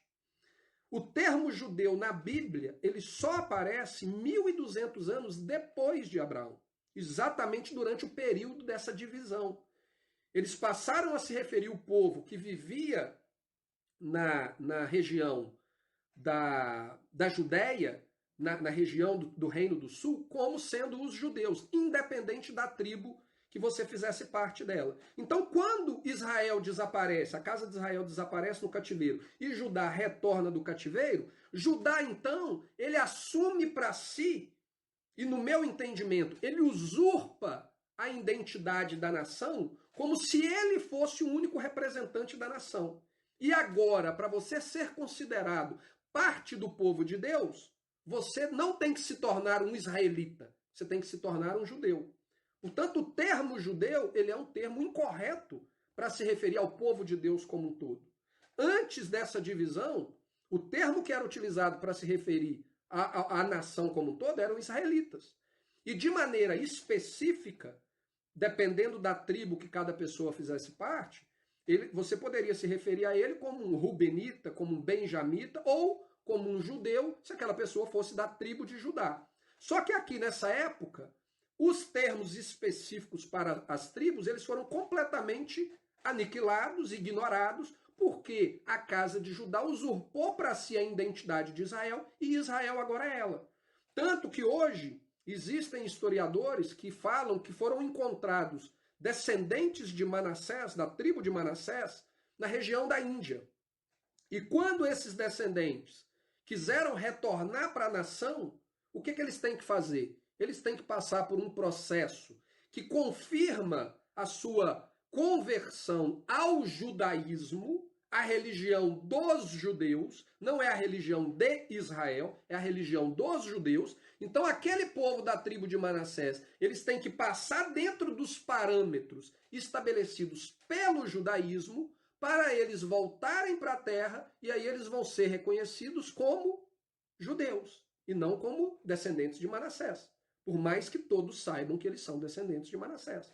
Então é uma usurpação de identidade que, segundo a própria palavra de Deus, descrita lá em Jeremias capítulo 31, o Messias veio para pôr um fim nela. Porque quando a gente lê a profecia da nova aliança, quando se unirem a casa de Judá e a casa de Israel, o que vai permanecer é Israel e não Judá. O que vai permanecer é a nação de Israel, não a nação dos judeus. E hoje o que existe no mundo é Israel, a nação do povo judeu. É isso que a gente ouve. Então, aquilo que está profetizado ainda não se cumpriu de maneira plena. Porque no dia que se cumprir de maneira plena, não vai existir a terra dos judeus. Vai existir a terra de Israel, do povo de Israel. E a palavra de Deus nos diz em Ezequiel, capítulo 44, se eu não me engano, que quando o Messias estabeleceu o reino dele, a terra será dividida em 12 regiões para cada tribo. Assim como foi no período em que a terra era unificada, né, quando o reino era unificado debaixo da autoridade de Saul, de Davi e de Salomão, debaixo do reino do Messias, ela novamente será reunificada e a autoridade estará diante dele e cada tribo será reconhecida pelo seu próprio nome. E quando a gente lê lá no livro de Apocalipse a respeito da cidade santa, da Nova Jerusalém, a palavra de Deus fala que ela tem 12 portas. Uma porta para cada tribo de Israel. A gente não tem naquela cidade a porta da igreja gentílica e nós não temos naquela cidade a porta para o povo judeu. Nós temos a porta para as 12 tribos de Israel. Por quê? Porque o propósito do ministério e da missão do Messias é vir restaurar Israel como 12 tribos unificadas debaixo da autoridade daquele que Deus escolheu para reinar sobre o seu povo. Esse é o objetivo da vinda dele. Então agora sim, nesse ponto, a gente compreendendo esses aspectos, a gente vai lá para a profecia de Miqueias. Então no tempo de Yeshua, quando Yeshua vem ao mundo, existia apenas a casa de Judá, a casa de Israel havia desaparecido. Segundo Miqueias e tantos outros profetas, praticamente todos os profetas do Antigo Testamento, Yeshua então ele nasceria com a missão de reverter a situação que levou à divisão do reino, que foi a desobediência à lei de Deus e os mandamentos dele, promovendo então a reunificação dos irmãos, aquele que estava longe e aquele que estava perto, para que eles estejam em submissão ao Pai, os conduzindo a viver de maneira unificada para cumprir o propósito que Israel foi estabelecido desde o início. Um propósito glorioso que era ser porta-voz do Deus verdadeiro para as demais nações da terra. E isso pode ser entendido de uma maneira muito clara quando a gente lê o profeta Ezequiel. Eu vou ler alguns trechos aqui do profeta Ezequiel para que a gente possa compreender isso e a gente vai estar chegando no final do nosso estudo. Mas para vocês que quiserem ler, para poder contextualizar tudo, eu recomendo que vocês leiam do capítulo 34 de Ezequiel ao capítulo 37 de Ezequiel. Eu vou ler com vocês alguns trechos, porque são passagens que nós vamos voltar nelas. Porque todo o evangelho está relacionado a isso aqui. Então a gente vai estar sempre voltando nesses textos. A primeira passagem que eu quero ler com vocês é Ezequiel 34, versículo 6. Nos diz assim: As minhas ovelhas andaram desgarradas por todos os montes e por todo o alto outeiro. Sim, as minhas ovelhas andaram espalhadas por toda a face da terra, sem haver quem perguntasse por elas, nem quem as buscasse. Versículo 15 a 16. Ezequiel 34, 15 a 16. Eu mesmo apacentarei as minhas ovelhas, e eu as farei repousar, diz o Senhor Deus. A perdida buscarei, e a desgarrada tornarei a trazer, e a quebrada ligarei, e a enferma fortalecerei. Mas a gorda e a forte destruirei, apacentá-la-eis com juízo. E suscitarei sobre elas um só pastor, e ele as apacentará. O meu servo Davi é quem as apacentará. Ele lhe servirá de pastor. e eu, o Senhor, lhe serei por Deus, e o meu servo Davi será príncipe no meio delas, e eu, o Senhor, o disse. Não, desculpa. Essa aqui já é Ezequiel 34, 23 e 24. Então, no 15 a 16, ele fala que ele vai resgatar aquelas que estão perdidas. Ele vai cuidar das enfermas e ele vai trazer de volta. Ezequiel 34, 23 e 24 é que diz que ele levantará um só pastor e eles a apacentará. Quantas vezes nós escutamos, né? Um só pastor e um só rebanho. A questão é, nós contextualizamos isso com aquilo que está profetizado ou nós aplicamos isso ao nosso bem-querer e criamos a nossa própria história, aplicando em algo que não diz respeito àquilo que a palavra de Deus está nos ensinando? Porque a palavra de Deus ela é muito clara. Esse um só rebanho e esse um só pastor, ele está sendo estabelecido para Israel. Para aquelas ovelhas que estão desgarradas e que estão perdidas. Continuando. Ezequiel 34, 30 e 31. Saberão, porém, que eu, Jeová, seu Deus, estou com elas, e que elas são o meu povo, a casa de Israel, diz o Senhor Deus. Vós, pois, ó ovelhas minhas, ovelhas do meu pasto, homens sois, porém eu sou o vosso Deus, diz o Senhor Deus. Quando a gente lê lá Jesus falando que as minhas ovelhas ouvem a minha voz e reconhecem ela, ele estava se referindo a isso aqui. Ele estava se referindo à casa de Israel, que quando ouvisse a voz dele, o identificaria como aquele que vem restaurar aquilo que foi destruído logo após o reinado de Salomão. E que desde então nunca mais voltou a existir. Ele veio cumprir aquilo que o profeta falou para Jeroboão, de que o reino ele não permaneceria dividido para sempre, que chegaria o tempo em que ele retornaria. Só que quando o Messias viesse, as ovelhas estariam espalhadas. E a obra dele seria trazer essas ovelhas de volta, e essas ovelhas o reconheceriam como aquele que foi enviado por Deus para cumprir o propósito da reunificação da nação, os levando a submeter ao Deus verdadeiro, o adorando segundo o parâmetro que ele estabeleceu para ser adorado. Agora a gente vai dar um pulo para Ezequiel 36, versículo 16 a 32. Ezequiel 36, de 16 a 32. E veio a minha palavra do Senhor dizendo: Filho do homem, quando a casa de Israel habitava na sua terra... Então, gente, a gente tem que ser muito claro, muito específico com relação a isso. Ele não está falando do Japão, do Brasil, da China, da Índia. Ele está falando da casa de Israel. O propósito de salvação da humanidade, ele passa através de Israel. Paulo deixa isso muito claro. Eu já falei isso anteriormente, Efésios capítulo 2. Quando nós éramos gentios, sem Deus e sem salvação, separados da aliança de Deus com Israel, nós não tínhamos esperança alguma. Através do Messias, nós fomos colocados, nós nos tornamos parte dessa aliança aqui. Por quê? Porque nós estamos sendo enxertados.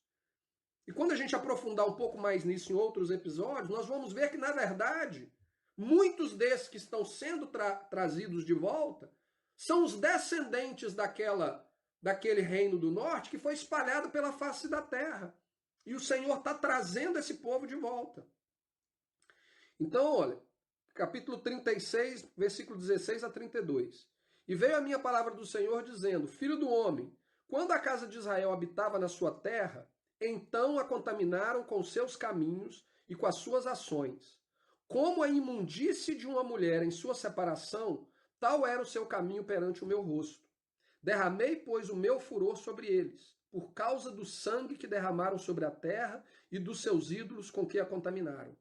E espalhei-os entre os gentios, e foram dispersos pelas terras, conforme os seus caminhos e conforme os feitos eu os julguei. A gente já leu isso lá em 2 Reis. Foram espalhados na face da terra. E chegando aos gentios para onde foram, profanaram o meu santo nome, porquanto se dizia deles: estes são o povo do Senhor e saíram da sua terra.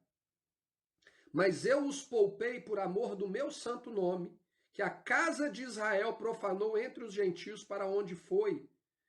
Dize, portanto, à casa de Israel, assim diz o Senhor Deus, não é por respeito a vós que eu faço isto, ó casa de Israel, mas pelo meu santo nome, que profanaste entre as nações para onde fostes. E eu santificarei o meu grande nome, que foi profanado entre os gentios, o qual profanastes no meio deles. E os gentios saberão que eu sou Jeová, diz o Senhor Deus, quando eu for santificado aos olhos dele. Como que Deus será santificado aos olhos dele? Olha aqui como que ele vai ser santificado. Eu vos tomarei dentre os gentios e vos congregarei de todas as terras e vos trarei para a vossa terra. Então aspergirei água pura sobre vós e ficareis purificados de todas as vossas imundícies e de todos os ídolos vos purificarei. E dar-vos-ei um coração novo e porei dentro de vós um espírito novo. E tirarei da vossa carne o coração de pedra, e vos darei um coração de carne. E porei dentro de vós o meu espírito, e farei que andeis nos meus estatutos, e guardareis os meus juízos e os observeis. Ou seja, aquele caminho que levou Israel à destruição e à dispersão entre as nações da terra, ele vai ser revertido. O Senhor vai trazê-los, vai transformá-los através da presença do Espírito Deus que será colocado dentro deles. Eles serão lavados com a água para a purificação das suas imundícies e dos seus pecados. E eles serão conduzidos a andar em obediência aos estatutos e juízos de Deus. Essa é a maneira como o nome de Deus será glorificado entre os gentios.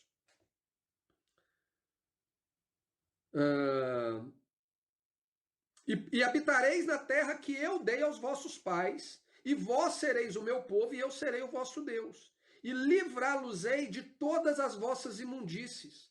E chamarei o trigo e o multiplicarei, e não trarei fome sobre vós. E multiplicarei o fruto das árvores e a novidade do campo, para que nunca mais receba o opróbrio da fome entre os gentios. Então vos lembrareis dos vossos maus caminhos. Então você vai olhar para trás e vai lembrar o que te trouxe até aqui. Você vai olhar, no nosso caso hoje, você vai olhar 3.000 anos atrás, no tempo de Salomão, no tempo de Roboão, no tempo de Jeroboão, e você vai entender o mal que aconteceu ali, que gerou todo esse sofrimento durante 3.000 anos. E quando você tiver consciência disso, você vai lembrar dos seus maus caminhos, dos vossos feitos, que não foram bons, e vocês terão nojo em vós mesmos das vossas iniquidades e das vossas abominações. Não é por amor de vós que eu faço isso, diz o Senhor Deus. Notório vos seja, envergonhai-vos e confundi-vos, por causa dos vossos caminhos, ó casa de Israel. Versículo 36 e 38 de Ezequiel 36. Então saberão os gentios que tiverem ficado ao redor de vós, que eu, o Senhor, tenho reedificado as cidades destruídas e plantado o que estava devastado. Eu, o Senhor, o disse e o farei. Assim diz o Senhor Deus. Ainda por isso serei solicitado pela casa de Israel que ele o faça. Multiplicar-eis os homens como um rebanho, como rebanho santificado, como rebanho de Jerusalém nas suas solenidades. Assim as cidades desertas se encherão de rebanhos de homens e saberão que eu sou o Senhor. Ou seja, o que está sendo descrito aqui em Ezequiel 36, e a gente vai ver isso, creio eu, que no próximo episódio a gente vai voltar aqui, é o processo que o Messias veio estabelecer, que está descrito lá em Miqueias. Ele veio para trazer os irmãos de volta. Mas o que envolve esse processo de trazer esses irmãos de volta? Tudo isso aqui. Uma transformação interna através da presença do Espírito, que é o que também está profetizado lá na Nova Aliança. O lavar com a água, o batismo do lavar com a água para a purificação do corpo. Uma transformação da mente, no qual você vai olhar para o pecado dos pais, que conduziu Israel a esse estado, e vai falar, não, não é isso que eu quero para mim. Eu tenho nojo daquilo que foi feito lá. E aí você vai ser conduzido a obedecer os estatutos e juízos de Deus, e então Deus vai mostrar você para as nações do mundo e vai dizer: esse aqui é o meu povo santo. E o nome de Deus será glorificado entre as nações, porque ele te santificou. Ele te separou, ele te conduziu através da graça dele para se tornar aquele povo que ele entendeu que você deveria ser desde o início. O objetivo de Deus para Israel desde o início era para que fosse um povo santo, para ser o porta-voz dele diante das nações da terra. E Israel jamais cumpriu isso. Mas através da obra de redenção do Messias, que começou lá no dia que ele nasceu, ele veio para fazer com que isso aqui se tornasse uma realidade. Capítulo 37, do versículo 16 ao versículo 28. Tu, pois, ó filho do homem, toma um pedaço de madeira e escreve nela, por Judá e pelos filhos de Israel, seus companheiros. E toma outro pedaço de madeira e escreve dele, por José, vara de Efraim, e por toda a casa de Israel, seus companheiros. Vocês lembram lá quem que começou o problema lá atrás? Jeroboão, o Eframita. Né? Ele que criou o sistema religioso que levou a casa de Israel a ser destruída e dispersa entre as nações da terra. Então ele pega aqui duas varas, a vara de Judá e a vara de Efraim, da casa de Israel e a casa de Judá. Ajunta um ao outro para que se unam e se tornem uma só vara na sua mão. E quando te falarem os filhos do povo, dizendo, porventura não nos declararás o que significa estas coisas? Tu lhes dirás, assim diz o Senhor Deus, eis que eu tomarei a vara de José, que estava na mão de Efraim, e das tribos de Israel, suas companheiras, e as ajuntarei à vara de Judá, e farei delas uma só vara, e elas se farão uma só na minha mão, a reunificação da nação. E as varas sobre que ouve-se escrito estarão na tua mão perante os olhos deles. Dize-lhes, pois, assim diz Jeová Deus, eis que eu tomarei os filhos de Israel dentre os gentios, a casa de Israel espalhada, para onde eles foram, e os congregarei de todas as partes, e os levarei à sua terra. E deles farei uma nação na terra, nos montes de Israel, e um rei será rei de todos eles. E nunca mais serão duas nações, nunca mais para o futuro se dividirão em dois reinos. E nunca mais se contaminarão com seus ídolos. Olha, gente, capítulo 36 falou, vocês vão ter nojo do que aconteceu no passado. E aqui no versículo 37, quando ele fala que finalmente a casa de Judá e a casa de Israel será unificada, que é a promessa da nova aliança em Jeremias 31, 31, e eis que farei uma nova aliança com a casa de Israel, com a casa de Judá, diferente da aliança que eu fiz com seus pais no deserto, quando eu me casei com eles e eles quebraram a minha aliança, eu vou escrever a minha lei no coração deles. Aqui em Ezequiel ele fala, farei uma aliança de paz com eles. Não, voltando aqui atrás. E o meu servo Davi será rei sobre eles, e todos eles terão um só pastor. Capítulo 34. Buscando as ovelhas desgarradas. E andarão nos meus juízos, e guardarão os meus estatutos e os observarão. E habitarão na terra que dei ao meu servo Jacó, em que habitaram vossos pais, e habitarão nela, ele e seus filhos, e os filhos dos seus filhos para sempre. E Davi, meu servo, será seu príncipe eternamente. E farei com eles uma aliança de paz, e será uma aliança perpétua, para sempre. Nós não precisamos mais de uma outra aliança. Nós já temos a aliança perpétua no sangue do Messias. E essa aliança veio para fazer com que isso aqui se tornasse uma realidade. E os estabelecerei, e os multiplicarei, e porei o meu santuário no meio deles para sempre. E o meu tabernáculo estará com eles, e eu serei o seu Deus, e eles serão o meu povo. E os gentios saberão que eu, Jeová, que santifico a Israel, quando estiver o meu santuário no meio deles para sempre. Então, tudo aquilo que Ezequiel está falando aqui do capítulo 34 ao capítulo 37, é aquilo que eu descrevi para vocês a respeito das duas casas, utilizando 1 Reis e 2 Reis. Aqui Ezequiel ele nos mostra, 1 Reis e 2 Reis nos mostra o início do problema, aonde originou o problema, a consequência desse problema, e aqui Ezequiel nos faz um relato breve daquilo que aconteceu e a solução para o problema, que vem através do nascimento do Messias, descrito por Miqueias. Aquele que nasceu em Belém, ele veio para trazer os irmãos para se unir aos filhos. Agora, não é simplesmente trazer para se unir. Existe todo um contexto que está plenamente descrito aqui. O que Deus está fazendo é a restauração de Israel e revertendo a maldição.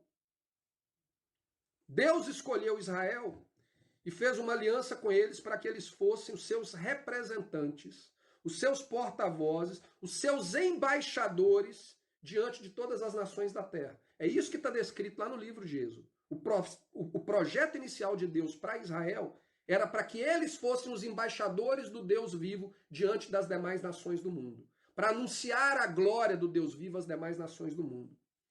Essa aliança ela era baseada em bênção e maldição. Israel quebrou essa aliança. Foi colocado debaixo da maldição por desobedecer às leis de Deus e se envolver com o culto aos falsos deuses, tais como Astarote, Camus e Moleque. Deus derramou seu juízo sobre Israel, sobre a casa de Israel e sobre a casa de Judá, por causa dos pecados do povo. Porque eles escolheram seguir no caminho de desobediência. E a começar pelas 10 tribos de Israel, eles foram espalhados pelos 4 cantos da terra. Mas Deus prometeu que isso não seria para sempre. Um dia ele reverteria essa realidade e levantaria um rei que poria um fim à maldição, e Yeshua veio exatamente para cumprir esse propósito. Muitas pessoas dizem que Yeshua veio para pôr um fim na lei, mas a palavra de Deus ela é muito clara. Ele veio pôr um fim na maldição da lei. A maldição é que foi pregada no madeiro, e não a lei. A maldição que estava sobre Israel e que o havia conduzido a se afastar de Deus, receber a carta de divórcio, é que foi anulada, para que Israel pudesse retornar para Deus e se tornasse propriedade dele novamente. É isso que Yeshua veio cumprir. Como que ele veio fazer isso? Através do lavar da água e da renovação do Espírito, colocando o Espírito de Deus dentro de nós. Para quê? Para que eles reconhecessem os seus pecados, se arrependessem dos seus pecados, tivessem nojo das abominações que foram cometidas no passado e que os conduziram a viver essa realidade longe de Deus, e retornassem a uma situação de submissão ao Deus verdadeiro, submissão aos parâmetros de santidade estabelecidos por Deus verdadeiro, em obediência aos estatutos e juízos do Pai. O resultado final disso tudo é que Jeová traria de volta as ovelhas perdidas, reunificaria a nação, a fim de que a mesma pudesse finalmente cumprir o seu propósito de ser um povo santo diante de Deus e um porta-voz desse Deus para as nações da terra. E Yeshua veio ao mundo para cumprir essa missão. E os evangelhos nos contam como tudo começou. E a gente precisa entender isso aqui para a gente poder conseguir entender o que está escrito lá.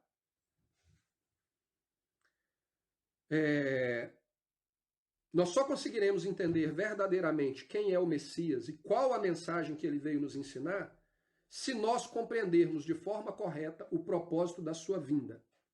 Aí algumas pessoas podem virar e falar assim, Marcelo, mas você está confundindo, ele não veio para isso, ele veio para a igreja. A prova de que é isso que ele veio fazer está na última palavra de Yeshua aos seus discípulos antes dele subir ao céu. Isso está em Atos, capítulo 1, versículos 6 e 8, que diz assim, Atos 1, versículos 6 a 8. Aqueles, pois, que se haviam reunido perguntaram-lhe, dizendo, Senhor, restaurarás tu, neste tempo, o reino a Israel? E disse-lhes, não vos pertence saber os tempos ou as estações que o Pai estabeleceu pelo seu próprio poder. Vou continuar. Mas recebereis a virtude do Espírito Santo que há de vir sobre vós, e ser-me-eis testemunhas, tanto em Jerusalém, como em toda a Judéia e Samaria e até os confins da terra. Depois de terem vivido tanto tempo junto com Yeshua, vendo tudo que ele fez, ouvindo tudo que ele ensinou, a última coisa, quando ele está ali para poder subir ao céu, a última coisa que eles vão perguntar para ele é o quê? Chegou a hora do reestabelecimento do reino de Israel? Ou seja, o período em que eles conviveram com Israel deixou claro para eles que a próxima etapa a se cumprir nas profecias, nas promessas estabelecidas por Deus, era a reunificação da nação. Por isso que eles chegam para Jesus e perguntam isso. É agora que isso vai acontecer? E aí o que Jesus fala? Não, vocês entenderam errado. Isso não vai acontecer. Agora é um novo povo. Deus tem uma nova noiva. Ele não vai reatar com aquela noiva original. É uma nova noiva, é um novo plano, é um novo povo, é uma nova história, é um novo testamento, é uma nova aliança. Vocês não entenderam isso até agora?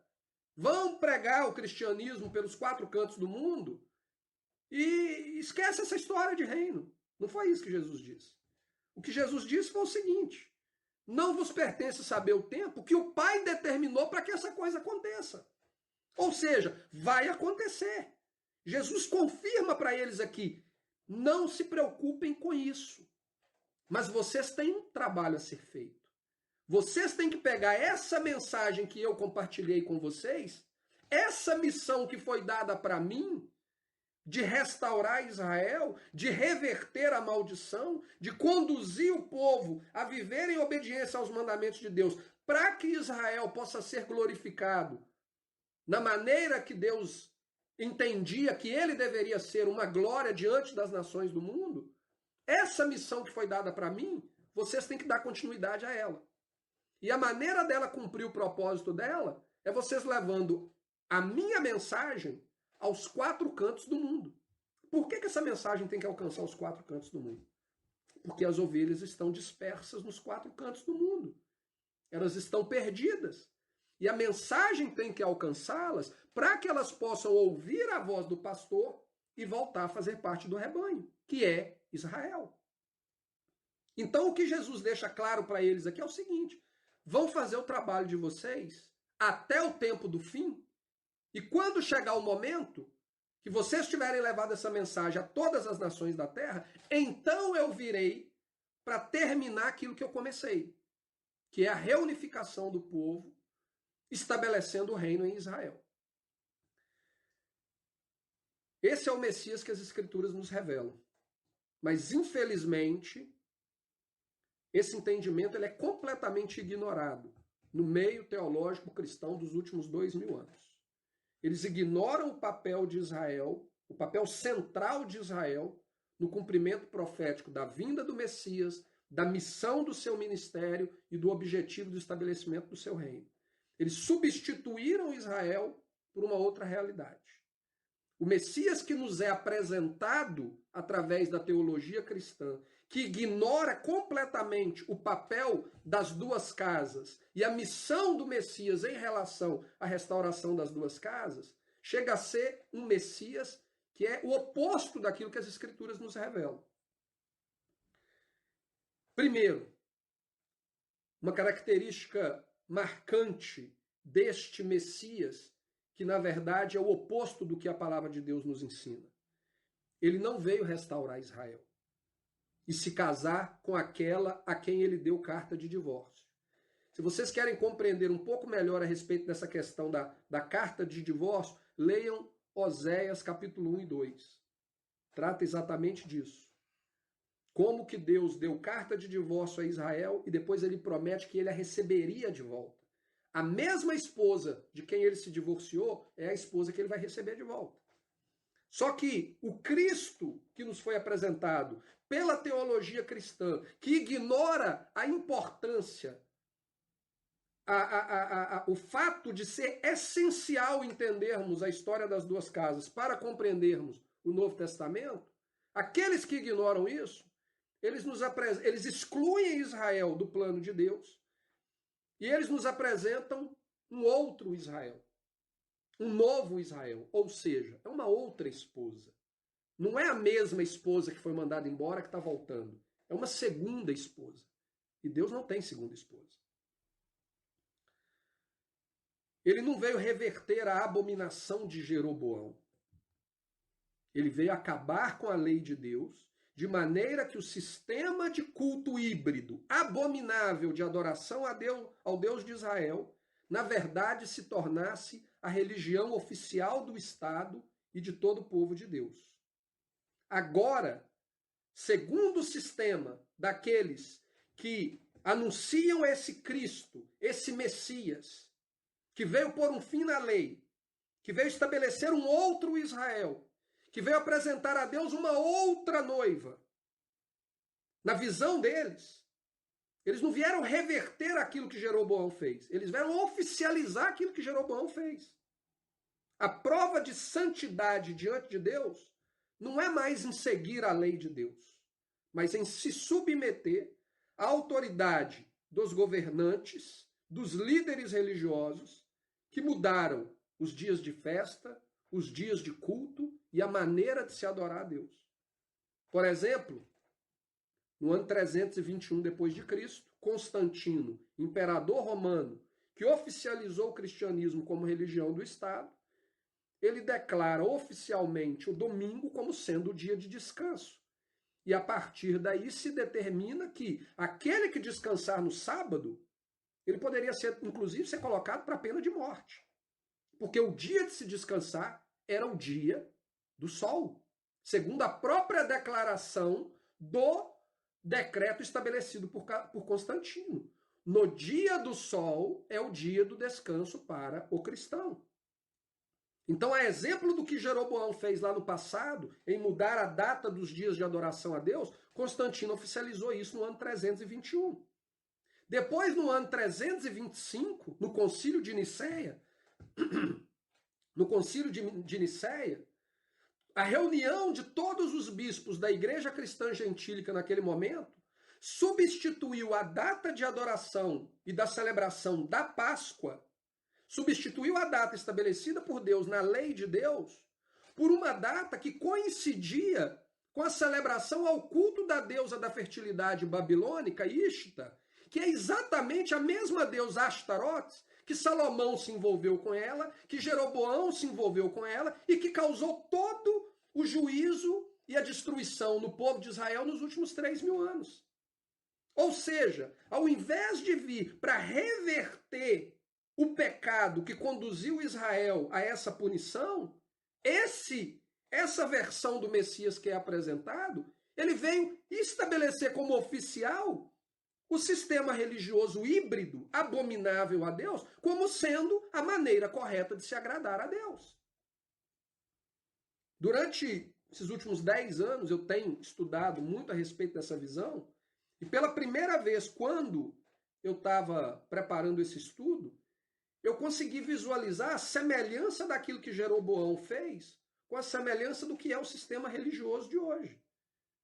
Jeroboão, ele criou esse sistema com o intuito de não perder poder sobre o povo, para que o povo não voltasse a ficar debaixo da autoridade do rei de Judá e adorasse a Deus segundo os parâmetros estabelecidos pelo próprio Deus. Hoje, o sistema religioso vigente, ele condena como judaizante aquele que quer voltar a ficar debaixo da autoridade do rei de Judá e adorar a Deus segundo os parâmetros estabelecidos na sua lei como modelo de santidade, o modelo estabelecido por Deus para que ele possa ser adorado. Não é nada diferente. O que a gente vê hoje é uma repetição do pecado de Jeroboão. O sistema religioso, ele muda as datas e o modo de adorar a Deus, ele assimila culto pagão na maneira de se adorar a Deus e ele condena aqueles que querem voltar debaixo da autoridade do rei de Judá.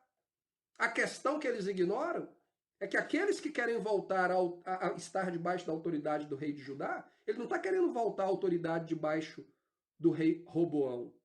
Ele quer voltar a ficar debaixo da autoridade daquele que foi enviado por Deus para ser um só pastor, para ser aquele que veio cumprir o propósito de reverter a maldição e de restaurar a nação de Israel e estabelecer um povo santo como Deus é santo.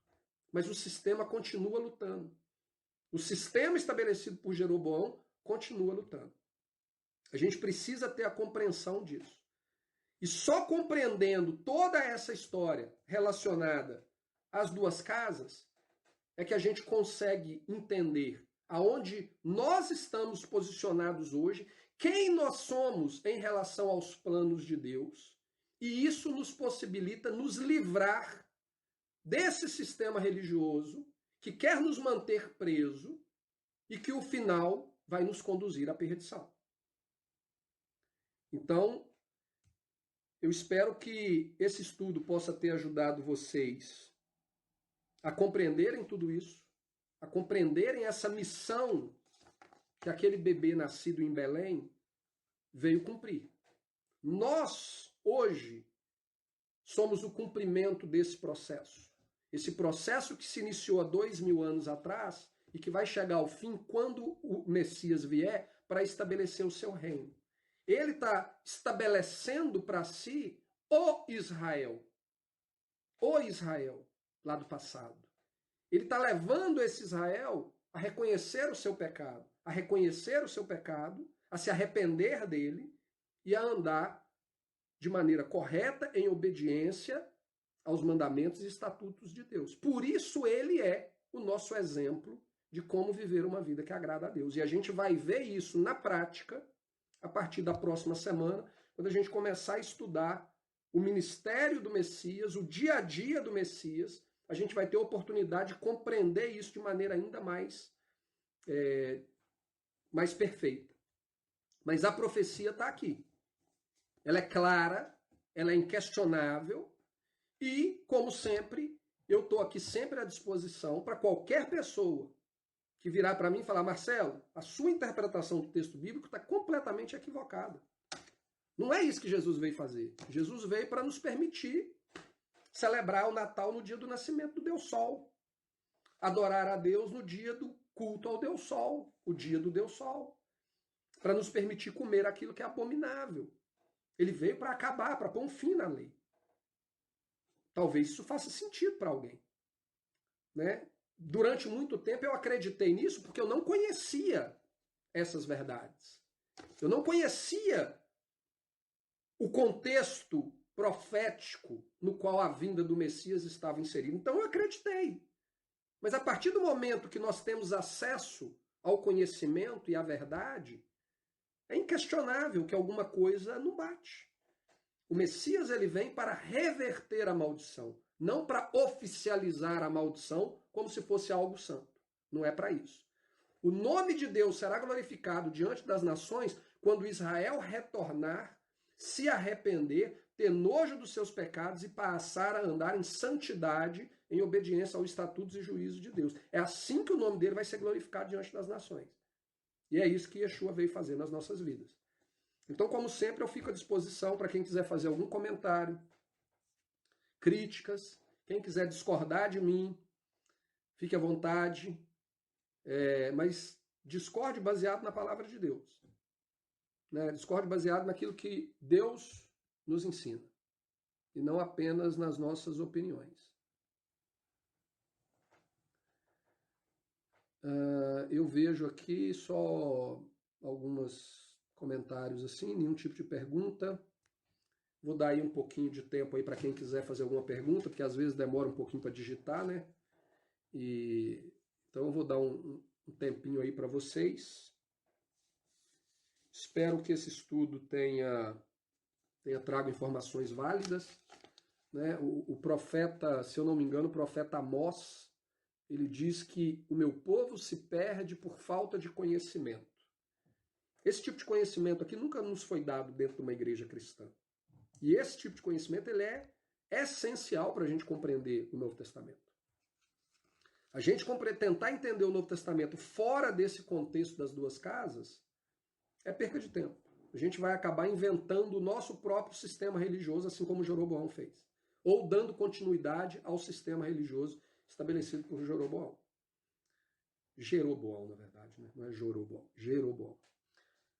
Aparentemente não temos perguntas, então eu vou dando aqui por encerrado o nosso estudo de hoje. Que Jeová abençoe a todos vocês. Tenha uma semana abençoada. E se o Senhor nos permitir, nós estaremos aqui de volta no próximo sábado, estudando aí o ministério do Messias de uma maneira bem mais específica. Fiquem na paz.